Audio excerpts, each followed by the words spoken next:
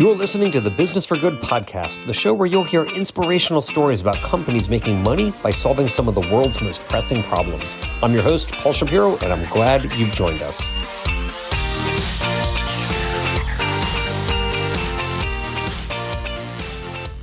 You are listening to episode number 106 of the Business for Good podcast, and rest assured it is a cool one.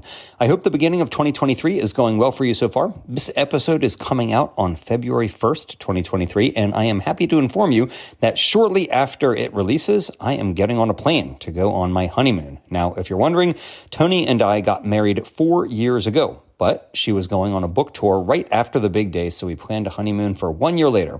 Well, a global pandemic put those plans on ice, so we delayed for another year, and still a pandemic, so we kept delaying until now. So as you are listening to this, we are finally making it happen. Hopefully, it will be worth the wait. Stay tuned. Now, speaking of things that will hopefully be worth the wait, and for which many of us have been staying tuned for quite some time, this episode, we are going to be talking about cultivated meat. That's right, real animal proteins grown via animal cell culture rather than via animal slaughter. When I published the book Clean Meat 5 years ago, the companies in the book were all optimistic that their products would be on the market within just a few short years. In some cases, like Perfect Day, who we featured in episode 21 of this show, they are now certainly in widespread distribution. But for the most part, the world of cultivating animal cells for human food has remained notably pre-revenue and therefore pre-impact. Is there a way to hasten this technology's arrival onto the market? Matrix FT thinks so, and we've got their CEO, Teryn Wolfe, to talk all about it. You've heard of the company seeking to build new brands of animal-free meat, but you hear a lot less about the B2B companies working behind the scenes to give those pioneers the tools they need to succeed. One such company, Matrix FT, recently debuted what it is calling Ohio's first cultivated chicken nugget, featuring chicken cells grown on the scaffolds and microcarriers that Matrix FT produces. Via a technology called electro-spinning, Matrix FT is creating edible, animal-free, cost-effective ingredients that cultivated meat companies can use in their media to more effectively grow their meat. And now, the company is starting to work with plant-based meat companies to improve texture as well. Recently, Matrix FT's founder and CEO, Eric Jenkusky, stepped down from his role, and their executive, Teryn Wolfe, assumed the helm of the company. In this interview, I talk with Teryn about what circumstances in her life led her to be running an ultra-protein food tech company, what she views as the biggest hurdles in the space, and what she thinks it's going to take in order for cultivated meat to reach your plate, and why it's taken so long. So enjoy listening to Teryn's story while Tony and I enjoy our honeymoon. Oh, and by the way, there is an updated edition of Clean Meat coming out in paperback that includes numerous updates. So for that, stay tuned as well. For now, enjoy this episode.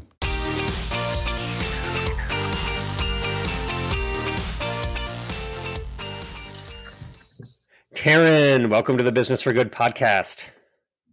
Hi, Paul. Thank you. It's great to be here. Hey, it's really nice to be talking with you as well.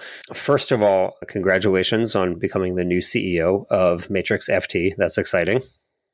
Thanks. No, I'm really excited too. Awesome. I can't wait to talk all about it, but let me just get straight to the point here because, when this show began, when this podcast began, back in 2018, I had just published a book called Clean Meat.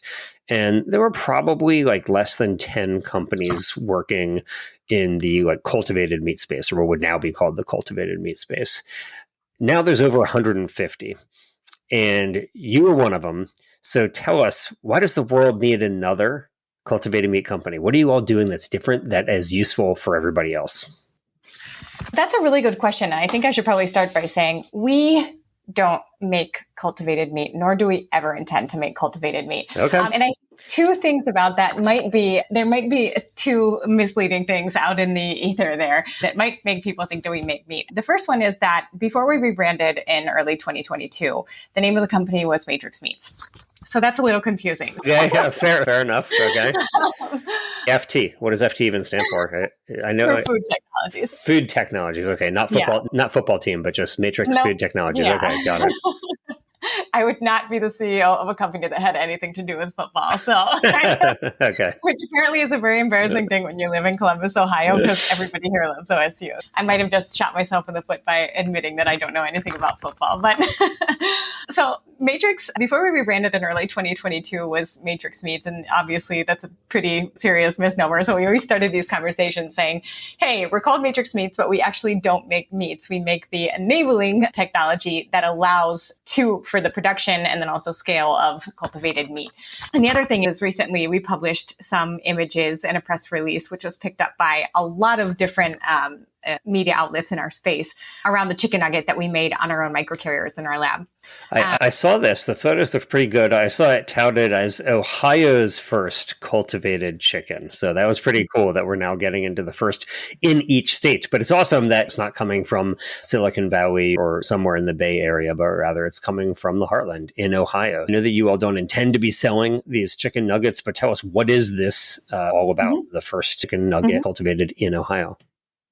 Yeah, sure. I mean, the chicken nugget really goes back to what our core technology is, and that's microcarriers and scaffolds for the alternative protein industry. And so what we make is a product that mimics an extracellular matrix. So in nature, vertebrate cells need an extracellular matrix to grow on, right? They need something for cells to attach to so that they can start to proliferate, beef up, and then to actually develop into muscle tissue. Or in this case, chicken up. Exactly. Yep. There you go. And so our product serves as that extracellular matrix and has a couple different functions. So first, the microcarriers, they're very teeny tiny. These are for use in a bioreactor, and cells will adhere to those microcarriers and create lots and lots of cells. So cells will stick to these. They really like these microcarriers and they'll make more cells. And then let's say, I'm really oversimplifying this process, but I guess to make the conversation accessible to everyone. Let's say you don't make it accessible, Teryn, to a dummy like me. So just you get these cells, they need to adhere to something to grow, right? Because otherwise the media, which is a fancy way of saying the feedstock, what the ingredients and nutrients that they're going to eat, can't get through to them all, right? You're going to have necrosis in the middle. And so you got to actually get all of these cells happy. And if they're going to grow into a 3-dimensional structure, you need something in there, right? Exactly. And so what you'll get with the microcarriers, for example, is probably you won't get that 3D structure. These are they're made to function with the fluid dynamics of a bioreactor, but you'll get lots and lots of cell mass. And what's interesting with that is all of our products are animal component free and they're all edible. So they're all made with plant-based proteins and food safe ingredients. So that can actually become part of the final product. Now, this is really interesting for early stage cultivated meat companies. I probably shouldn't even say early stage, for cultivated meat companies that are doing things like sausages, mimicking processed meats, because there's no need to create a whole cut of meat and then grind it down into something else to make it a sausage, right? You can just have that kind of cell mass and that biomass with our microcarriers included, and they can become a part of that final customer-facing product.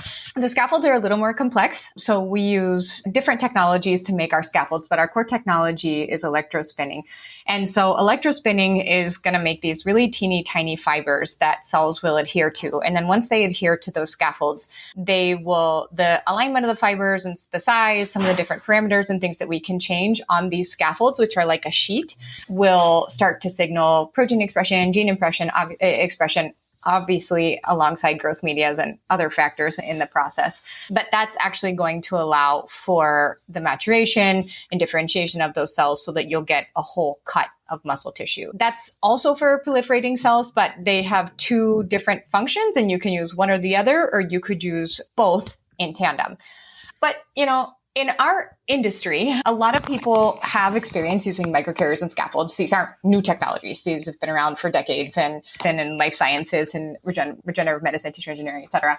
But a lot of people were struggling on how to use a product that was made with food safe ingredients, or also just what is this going to look like in food, right? Is this going to show up in my final meat product? Is it going to change the texture? Is it going to change the bite? What does this actually look like?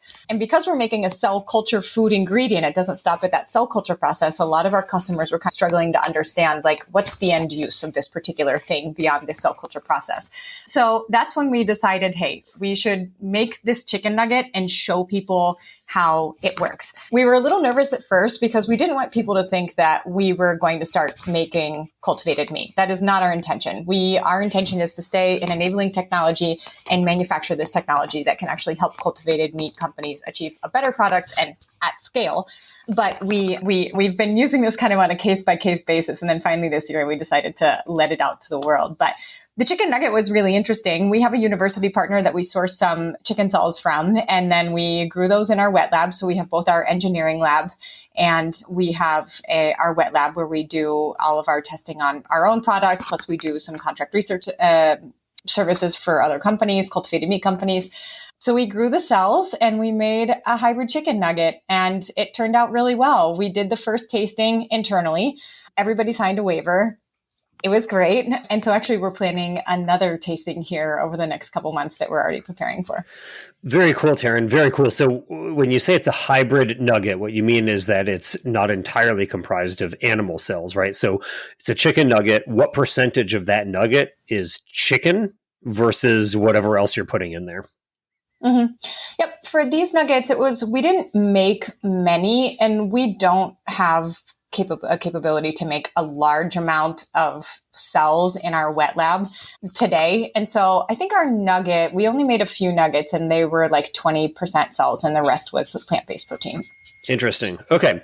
Correct me when I get this wrong, but essentially there are a lot of companies out there that want to be the brand, right? They want to be the Impossible Foods or the Beyond Meat of cultivated meat, right? So companies like Upside Foods, they want to, or Eat Just, they want to sell the product. You are not seeking to create a brand. You're seeking to create a process that helps those brands make better products. So instead of rushing for gold, you're essentially selling the gold rushers their shovels and their jeans and their pickaxes. Is that an accurate assessment of what Matrix FT is doing? That's exactly what it is. And literally the enabling technologies are referred to as the picks and shovels. So the thing that actually allows the gold rush to happen. Cool. Yes. I didn't think I was inventing the analogy, but yes, I appreciate that. Cool. So why are you doing this? You're now the CEO. So the founder and CEO, Eric, has left the company and you now are in his shoes at the helm. Why you? What led to you being the one who's going to run this company and sell all those the pickaxes and shovels to the companies rushing for gold? I think there's a lot of personal story involved in this, and then also just a series of life events that led me to Matrix. But the first one is personally, food has always been really important to me. And so longtime vegetarian, vegan for many years. I worked in development. Why? We spoke a little bit. What led you to become a vegetarian or a vegan, Teryn? When I was younger, I grew up on a farm and we always had cattle on our farm. And I remember when one day we were sitting at the table and I was with my sisters. I'm the youngest of 5. Of course, my uncles, my dad are at the table. And we had just sent off like our 3 pet steers that were our family. They had names. And I was maybe 13 years old. And we're eating burgers at the table. And my uncle and my brother, of course, high school boys, start teasing us, start making jokes. I don't even remember what the animal's name was, but they were like, oh, this tastes delicious. I don't know. I can't remember what the steer's name was. But it all of a sudden hit me. Clearly, I knew where meat came from. Clearly, I knew the reason why we had those animals. But literally, it hit me that I was like, I can't believe that I'm eating one of my pets and my sisters as well. We were furious with our parents. I'm sure there was some storming around, like young teenage girls were leaving. How could you do this to us? We're running away, blah, blah, blah. But at that point, both of my sisters were also like, we're going to be vegetarian. My other sister's vegetarian. I have a sister who is lifelong hardcore vegan. There was a period, I moved overseas when I was a teenager and I lived in Europe. I lived in Spain and I saw a very different food system than what I was used to seeing in the United States. And when I was there, I did eat some meat. I do remember having it and I felt like, hey, this is a little bit different, but why? At that point in life, that wasn't my top priority, exploring the food system. But I remember when I went to college and I moved back to the United States, I really felt like that was one of the things that shocked me about the States was food and access to food and what food even looks like and how it's packaged and it tastes. And so made that transition again, was vegan for quite some time. And then long story short, ended up living in Colombia. And when I was in Colombia, I'm still vegetarian, but I was working in development and was traveling a lot to rural areas. And I could only survive off so many packs of peanuts for weeks at a time. So I had a vegetarian diet just to make it through. But yeah, when I'm home, like in my house, we eat completely vegan. And I would say probably the vegetarian part is more of a social thing. Yeah, interesting. For folks for whom it's not obvious, referring to Columbia, the country, not Columbia, Maryland, where I grew up near there. But while I grew up near Columbia, Maryland, I remember back in like 1994, my parents sent me one summer for 6 weeks to Costa Rica to do this. It's like a community service project where you basically built playgrounds and reforested areas that have been deforested and stuff like that. And I was vegan then and still am now, but I was a relatively new vegan back in 94. And when I went to Costa Rica, I remember it was not the easiest thing. It was a lot of frijoles y arroz. And I remember thinking like that if I lived there, it would have been more difficult. I mean, it was only 6 weeks, so it was fine. And I was actually living with a family like in their home, and the mother there was very interested in it. Like she was like, "Oh, muy saludable," just like very healthy. But for them, like meat wasn't a daily experience anyway. Maybe today it would be all these years later, but back then it wasn't a daily experience anyway. But okay, so that's interesting. You have an animal welfare motivation, partly for the reason that you wanted to become vegetarian and then vegan. And I interrupted you, Teryn. You had mentioned as part of the reason how you became the CEO of Matrix FT that it was your interest in plant-based eating and so on. But obviously there's a lot of vegans in Ohio, so that's not the reason why you became into this situation. So what happened? Yep. So I think that's just one piece of it. This has always been something that's really motivated me and that I've been very interested in. And so when clearly I ended up moving to Columbia. So I ended up going to Columbia in 2013. And then from there, I was awarded a Fulbright Research Scholarship. And so I was a Fulbright Research Scholar. Not too shabby. Congratulations. Thanks. Thank you. And so, yeah, I was in Columbia and I was working at the National University in Medellin as a Fulbright Research Scholar. And while I was there, I ended up finishing my time there, teaching at the university for a while. I opened a nonprofit and I'm covering like 8 years now very quickly. But then through the nonprofit, I ended up opening up a company. And what the company did was basically set up projects, do consulting. And we worked with a lot of different types of clients from like big companies to small nonprofits, government, some VCs, basically saying, look, this is how we manage social, environmental, and financial value. We don't value the right things in society because the things that we value have monetary value on them. And so that immediately is like this unit of measurement that we all share. But because of that, we're destroying a lot of really important value that's environmental, that's social.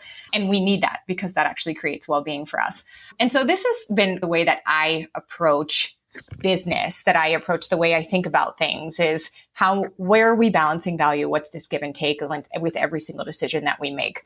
Eric, our former CEO, I had actually met Eric briefly in Colombia through a company that he had before Matrix. And I remember him saying, look, you're in this kind of social and environmental space. I need to talk to you. I have this company that we're thinking about opening. And I think this maybe in like 2018 to the early 2019. And this is what it is. So we started talking about alternative proteins and the space that I followed very closely that I think has there's a huge opportunity for impact here. And so we were just talking back and forth. And I mean, just listening to him and how inspired he was about the impact that alternative proteins could make. And just hearing someone who came from background in military talk about this and how inspired he was by it, for me, that was huge. So we talked about it a couple times, but I started following the cultivated meat space a lot, getting really familiar with the space, with the alternative protein space. Clearly very different in the United States than it is in Colombia. But I think we had talked a couple times afterwards, and then I spoke to someone who is now on our board of directors from Unovis. And then from there was a position open and we had talked about it a couple times. And Eric said to me, hey, I think you're the person to help me lead this. I think this is the right attitude. This is where we need to go. There's a lot of uncertainty in this space and we need to make sure that we're making the right decisions for the right reasons, especially as an enabling technology. Would you join the team?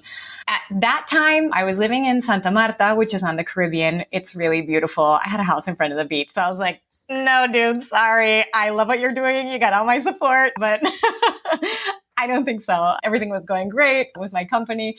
But then long story short, my son was born and I started having a change of heart. And I was like, this is actually something that I really would like to be interested in. But we couldn't leave Colombia because my son was technically a Colombian national before he was a US citizen. And even though we had sent all his paperwork, pandemic, whatever, they said it was going to take several years. But long story short, I spoke to Eric again and he said, hey, would you come and join us? And I said, yes, I would, but there's this problem. I can't leave my son in Colombia. And then literally the next day, his passport showed up in the mail that we weren't expecting for years more. Wow. So it was like, okay, universe, we get it. I'm going to Matrix. And so I came to Matrix and I started October of 2021. And it's been incredible how the company has grown since then. And of course, I want to say it's incredible how the cultivated meat industry has grown then. But I think also that with the statement that it's crazy how it's grown, but also all the things that have happened in cultivated meat and alternative protein just over the last year, which are difficult and make things difficult, I think, in the short term for people who are working in this space. But regardless, just shows the need for this growing need for alternative proteins. Yeah. So you talk about how the company has grown, Teryn. I think you guys have 10 full-time employees now, right? You've raised about $4 million or so. So congratulations on that. It's wonderful. But you talk about some of the struggles that the whole space is facing right now. What are those that you see? You alluded to the struggles, but what specifically are the biggest hurdles that you see preventing cultivated meat from becoming mainstream? Aside from lack of regulatory authority, of course, but just in terms of anything else that you see that needs to be overcome before we start seeing this. And let me give a little bit of background, actually. I am working right now on an updated version of the book Queen Meat. It came out in 2018. It's now 2023, and a lot's happened in those 5 years. And what's striking to me as I'm updating the book for the forthcoming paperback edition is so many timelines that were predicted by people in the space back in 2016, 17, 18 have been missed, right? And I say this only because it's sad and painful and true, not because I like it. In fact, I don't like it. But people were thinking these products would be on the market in 2018 or by 2022. And here we are in 2023. And in the US, at least 0 grams have been sold. In Singapore, it's a very small amount. And everywhere else in the world, it's 0 grams still. So what are the hurdles that you think need to be overcome so that 5 years from now, when you and I are sitting here, cultivated meat will actually be on the menu? So I think that there are probably 2 big things to this that if you can get these 2 things, the rest will follow. The first one is the regulatory piece. And just like you said, there have been so many really important target dates that have been missed. And early 2022, our customers were preparing to literally have cultivated meat products on the market by the end of 2022. And I even remember having a conversation with, and there was a group who were like really involved in regulatory issues and really close to what was happening with cultivated meat in the FDA. And they said, yeah, you might even be eating cultivated turkey by November 2022. So of course, we're all just working like crazy. We're like, yes, this is happening. We need to be ready for this. And then I think it was in July of 2022 that there was a statement published by the FDA saying that this was now a long-term priority. I can't even tell you the chaos in our lab that day because what does that mean? I think it was just very confusing for us. Like, what do you mean it's a long-term priority? Does this mean 1 year? Does this mean 3 months? Does this mean 10 years? And so I think we very quickly got some clarity on what that means. And somebody did respond to us from the FDA and said, keep going. Do not stop. Do not lose momentum. And they do have an incredible understanding of the space. And I think are moving relatively quickly if you consider how long it often takes novel foods to be pushed through the FDA. But that being said, that was really chaotic for us, especially as a B2B company, as an enabling technology for cultivated meat companies. And that regulatory piece, we still don't have clarity on that particularly. And I think that probably is holding back a lot of things in the industry, just understanding when are we going to have a market, right? Because there's the when, and we know the market size and how much, but it's how long can we hold on, especially when this is a almost completely funded, venture capital funded industry. Right. But I mean, there certainly has to be regulatory authority in order to get things going. But if the FDA and USDA today came and said, okay, we're approving this. All of you all can sell. They didn't just do one company at a time. They said the entire industry can sell. It wouldn't still be on big box grocery store shelves. It wouldn't be on fast food menus, like in the way that you can go to Burger King and get an Impossible Whopper. You shouldn't expect to be getting cultivated burger because the infrastructure to actually produce large amounts of this doesn't yet exist. Like the largest plant of its kind is Upside Foods, and it's not in production yet, but still, even once it is, they're not going to be producing enough to be able to put this on thousands of menus. Rather, it's the type of thing where it's really like a demonstration pilot scale plant. So even if there is regulatory authority, Teryn, what do you think needs to be done? Like what actually needs to be done to create a new industry to mass produce animal cells to the point where it could really make a dent in the number of animals who are raised for food? I mean, even plant-based meat today, despite being on essentially every grocery store carries it now, it's still only about 1% of the total volume of the meat industry, which is very small. It's not even a rounding error in the meat industry. So what will it take for cultivated meat, let's say, to get to 1% of the total meat volume, which would be around 1 billion or so pounds? I left on the venture capital funded point on purpose, because I think that piece is really important, as that's really been driving the cultivated meat industry. And you know what? Great job, venture capitalists. Thank you. I think that's going to be very impactful in the future. But related to the regulatory piece, government needs to step up. And I really hope that the US government will start investing a lot more into research, into science, into infrastructure around cultivated meat. This is a huge priority for food security internationally. And I think it's really important that we have non-venture capital cash in the cultivated meat industry that's really promoting science and technology and allowing for a lot more innovation. And look, innovation requires a lot of forgiveness because there's a lot of mistakes. And sometimes private capital does not allow for that. But grant capital and other types of money can actually really drive innovation. And I still feel like that's lacking in this space. It's been really insignificant amounts that have been channeled through universities. And that's great. But, those tend to stay within those kind of university bubbles. So I would like to see a lot more money from different actors outside of venture capital space and cultivated meat industry. Yeah, I'm totally with you, Teryn. Like people, including myself, are very excited to see government funding for this industry starting to trickle in. And people talk about D. Davis got like $3.5 million grant and Tufts got a $10 million grant. And these sound like big numbers until you start looking at how much the meat industry gets. And like just not that long ago, the Biden administration announced $1 billion just to expand the nation's slaughter capacity, just so we can slaughter more animals. $1 billion. And that's just one of numerous federal assistance programs for the meat industry. And so when I think about do you remember the Solyndra scandal under the Green New Deal? Like Solyndra was this solar company and they got like a $500 million loan and they went bankrupt basically.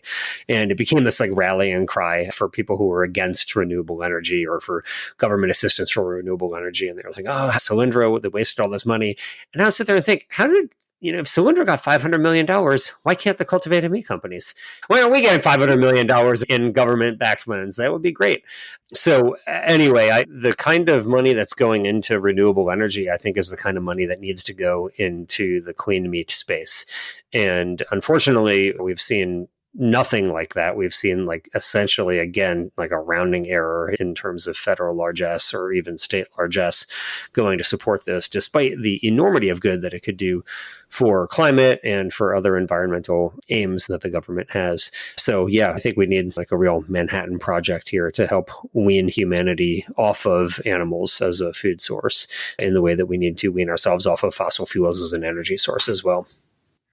I agree. So whenever you're ready to start tackling that one, just let me know because I share the same feelings. Yeah. Go ahead. Thank you. Yeah. So I do want to just chat briefly then, Teryn, about specifically what Matrix FT is doing, because it's one thing, for people to understand that you need microcarriers, that you need a scaffolding in order to grow animal cells to make something like a three-dimensional meat product that could then be used to, let's say, make a chicken nugget. But what is it? You talk about electro-spinning, which, sounds like something that might be like medieval torture or something. Maybe not medieval, but might be like some torture that you do to prisoners to get them to confess to horrible crimes, electro-spinning. But, what's electro-spinning and what are these carriers made of? You said they're food safe. You said they're edible. What are they that you're actually making? That's really funny. I was about to invite you to the lab afterwards. If we have this chicken nugget tasting, you should come. But now I'm like, oh, maybe he doesn't want to come. Electrospinning does sound really ominous. No, I actually am. I don't know if this is true, but I feel like it's probably true that there is no human who has eaten a greater variety of cultivated meats than I have, I think. So I've eaten cultivated fish, multiple species, chicken, turkey, beef, chorizo, foie gras. Like so many of the companies have been gracious in offering me tastings because of this book, Queen Meat, that I have like a personal identity of wanting to try all the products. So I would very much happily come and witness some electro-spinning and get my Ohio chicken nugget. But what is it? What are you spinning here, Teryn, that becomes a scaffold? Okay, so I had briefly mentioned that all of our products are made with plant-based protein. So we use very commonly used plant-based proteins in food space. So think corn protein, which is zein, soy, pea, alginates. We're experimenting with some other types of plant-based proteins. And those are the base of the product. Okay. And for those who aren't initiated, alginate is basically a seaweed extract. Is that what you're getting it from? Correct. Got it. Yep. So you're using things like soy protein or pea protein plus seaweed extracts. Okay. Let's hear the rest. Mm-hmm. Yep. So these are all really common plant-based proteins. I guess what's the process look like? Just breaking this down. These all come as powders. So we make a solution with these plant-based proteins. Those solutions are then put into a syringe. That syringe may have one needle, may have multiple needles, and then that will be connected to this machine that has an electrical charge. And then it shoots out these fibers through this electrical charge. And then it's collected on a spinning drum. So those fibers will dry in the air. They're collected on a drum. And then we take off these sheets of scaffolds. And then we also use electro-spraying with a similar technology, which is also with an electric charge, but it creates like little like grains of sand almost. So really teeny tiny, like balls. And those are microcarriers. So we have some electro-sprayed microcarriers, and then we have some electro-sprayed scaffolds. So those processes are our most commonly used processes. Electrospinning is a really highly scalable technology. There's been a lot of criticism of this specifically because of the use of plant-based proteins, because they're a little bit slower than other types of polymers, for example, that are like plastics or non-edible products. But I mean, the technology of electrospinning itself is very highly scalable. Think of like, for example, like flame retardant fabrics like used for firemen's uniforms. Those are electrospun. N95s. Also electrospun. So this is and clearly those have been scaled up because they're all over like every beach and in every corner. And I agree with you, but we need some better example because when we start talking about flame retardant clothing, it doesn't sound that mouth wetting to me. But I think that, I don't know if this is the same type of technology, but I think, and correct me if I'm wrong, that Daring Chicken is also using electrospinning for their soy protein based chicken nuggets. So this is not a cultivated cell product. It's purely plant based. But I think there's a company in the Netherlands that has pioneered electrospinning for this particular purpose that they utilize, if what I've read is correct. But that's cool. So you're basically using electrospinning to create these, let's just say, soy alginate combinations that then go into a bioreactor and allow a company like Upside Foods, let's say, to grow their cells more efficiently. Is that accurate? Yes, that is correct. And so I don't want to ruffle any feathers here, but like, can you state who are some of your partners in the industry? Because you mentioned you have customers, so presumably some of the companies in the space are using your microcarriers or your scaffolds. So who do you work with? I cannot say who they are. Okay, but you have customers who pay you to buy the products that you're making. Yeah, we do. Okay, and so you're not a pre-revenue company, is my point. So Matrix has a couple of different revenue streams. One is a product selling, which are microcarriers and scaffolds, but then we also offer contract research services and contract development services. And this kind of came through just talking to other cultivated meat companies and our customers and saying, hey, what's the best way for us to get to what is our core business, which is an exclusive manufacturing agreement. So another interesting thing about Matrix products is that not only are they all made with these plant-based proteins and with food safe ingredients, so they're edible, they're also all animal component free. So no gelatins, no animal derived proteins used in any of our products. but they're all customizable.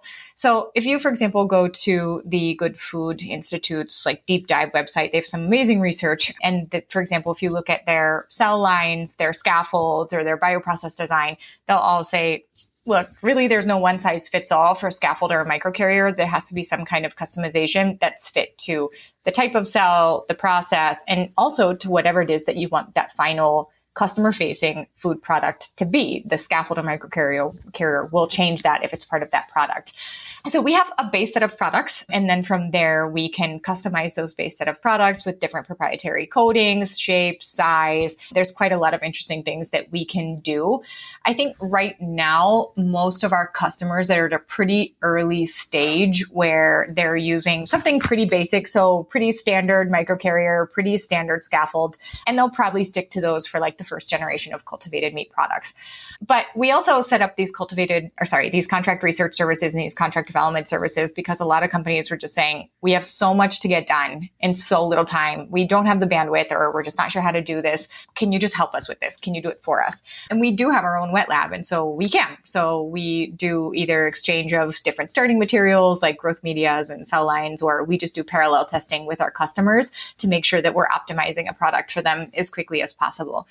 That being said, going back to the microcarriers and scaffolds piece, thinking about who are we working with, another really interesting thing happened in 2022 for us, which is our product is a cell culture food ingredient. So microcarriers and scaffolds, and all in their other industries, and including in tissue engineering, there are lots of medical devices that are made with scaffolds, similar, the exact same technology that we use, which is electro-spinning, but really never at this scale and never with the purpose of being consumed, right? And so consuming it is not just food safe. It has to taste good, and it has to have the right texture, and it has to really contribute to what that final food product is going to be.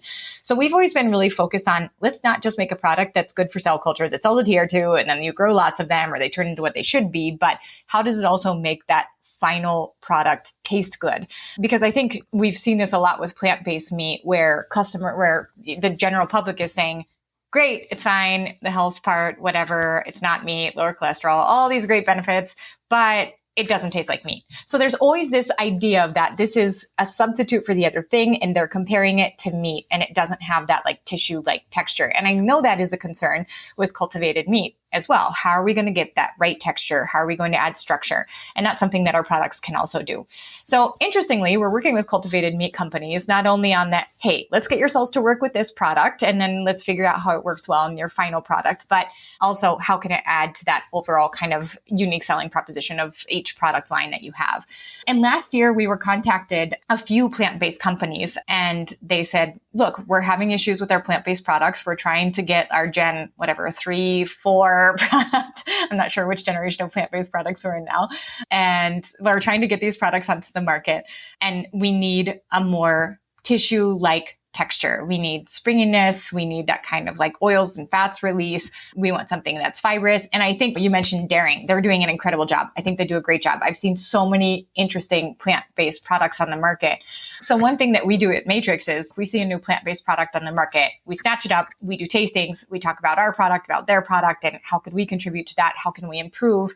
And not that anything is wrong with these products, but that if the consumer is thinking, I want this to be exactly like meat, how can we actually help turn that plant-based product into something that is more tissue-like? And so also thinking of not just cultivated meat, but the entire alternative protein industry, and using our products, for cultivated meat companies as cell culture food ingredients, but also for plant-based companies as these advanced texturizers to make sure that they're achieving that, tissue-like, fibrous, stringy texture that's within meat. And of course, this all coming from a person who has not eaten meat for a very long time, but that's where we're headed.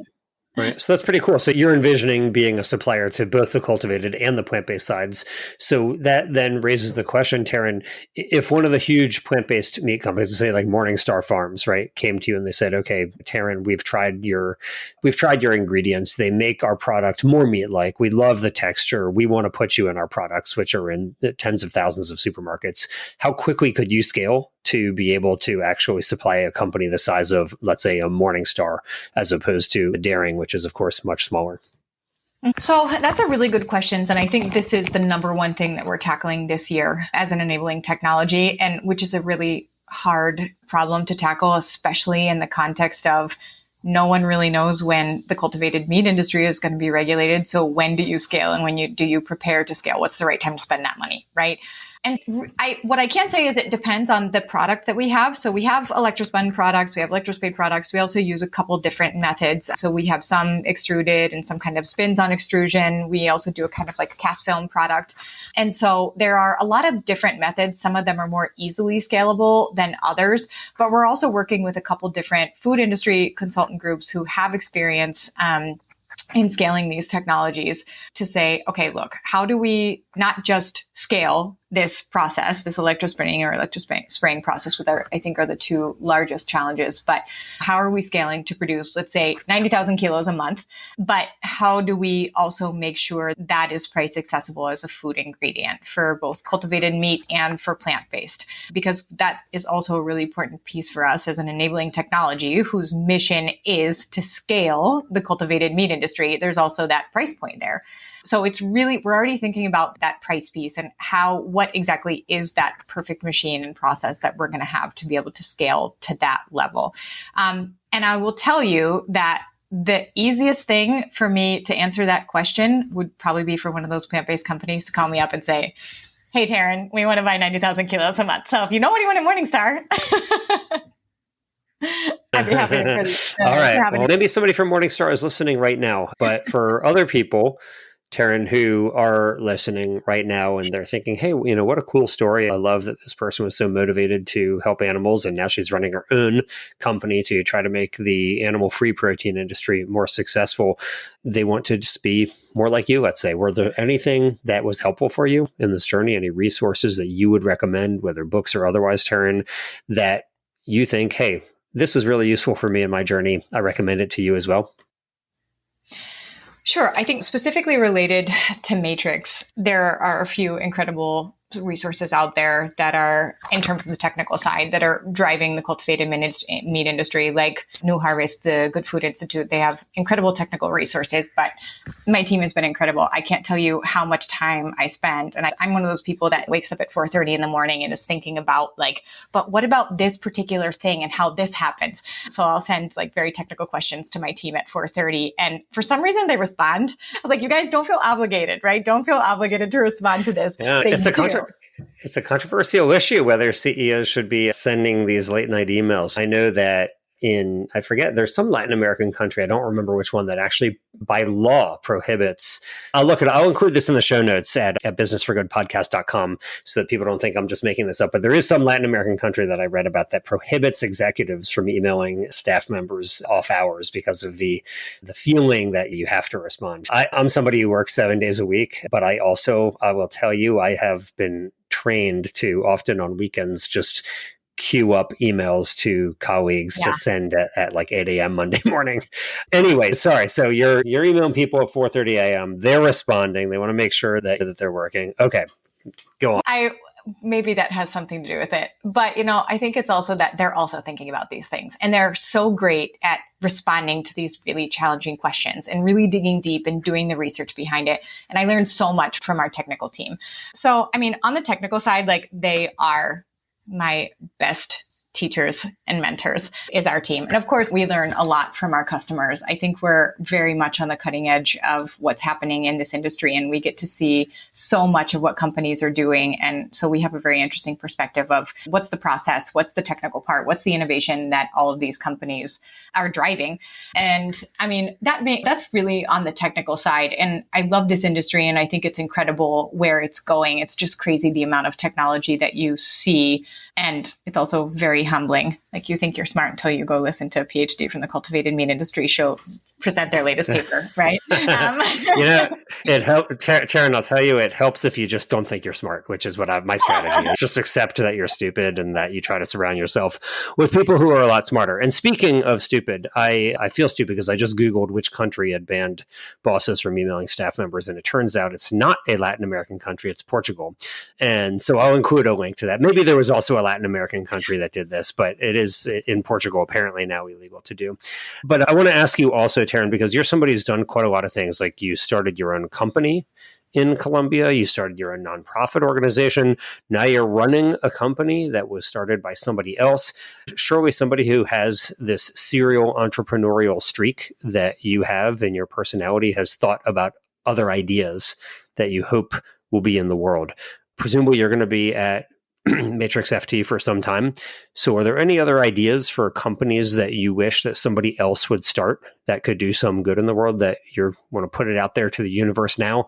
The universe got your son his passport. Maybe they'll get whoever is going to hear you say this following recommendation to start the following company. Yes. And I'm one of those people where you go to the party and everybody's talking about what they watched on Netflix or some series. And I'm talking about that idea to solve this problem. This is just what motivates me. This is the thing that I care about. That's why I'm messaging people at 4:30 in the morning, not because I'm a crazy boss, but because I genuinely care. I really do. And these are the things I think about. And I love work because I love solving these problems. And that is really what has motivated me. And I think ideas to change the world. I don't think we've even scratched the surface of technology for people's well-being, for environmental protection, like you name the problem.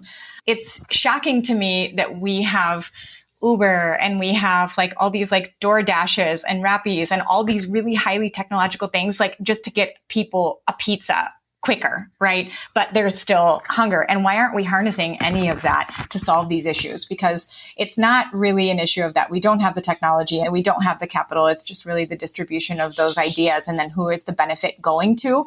So I think that it would be great to see a lot of these ideas channeled to more of these really pressing problems that we have. I think technology is a really important piece there to make sure that we're getting services to people who really need it into all these like very tough issues that we're facing today that are really just getting worse. I hope that somebody can figure out how to make money doing what you're just saying. It's easy to see how you can make money by getting somebody a pizza faster.